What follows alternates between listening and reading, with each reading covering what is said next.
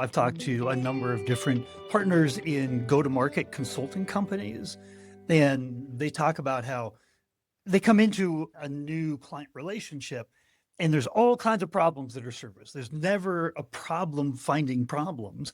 But what they do is they start out most often with an alignment survey just to see where everybody is. And this was also studied, I think it was by McKinsey. It was a survey that said well-aligned organizations have over 2 times the revenue of I non-aligned believe that. organizations. Yeah. And just to be clear, Steve, it's not that I don't have problems inside of these organizations. That's actually the job, is like solving problems. I find that alignment hasn't been my top problem in organizations, despite the fact that's an ever evolving like conversation and work that needs to be done. There's always going to be a certain set of problems related to it. I just find that it doesn't end up being my number one. I think that's probably a lot because you're doing some of the right things. And I'd love to, you touched on it briefly there, but I'd love to hear more about how do you ensure alignment between the teams? Because that doesn't just naturally happen. No. Well, I find that very clear SLAs, for lack of a better terms, like service level agreements between each team, like a very formal documentation process is required. And I'll give you a very specific example. At Electric, we had a service level agreement that the chief sales officer and I worked on. I was chief marketing officer at the time, that basically said, which 5 things does this meeting need to meet in order for your sales team to agree that it is an opportunity worth working?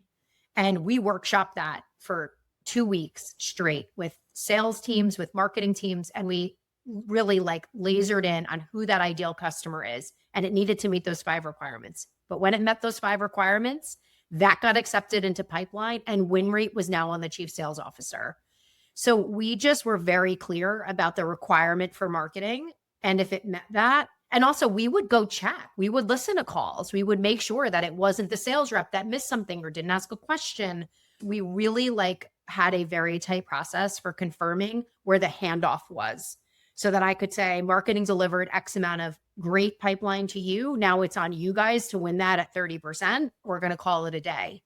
And then we just stopped all conversation around it and moved on to the next like alignment thing. But we were very tightly aligned about what success meant in either organization. And then a lot of noise went away from both teams.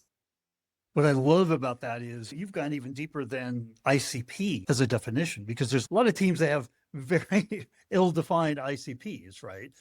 You're right. Yeah, it's not just like, is it in this industry? And it did it. We had very specific requirements for what met that criteria. And I'll give you an example. Like, we needed to make sure that company used Microsoft Teams or Slack, because we would be a terrible fit for any company who didn't use those 2 things.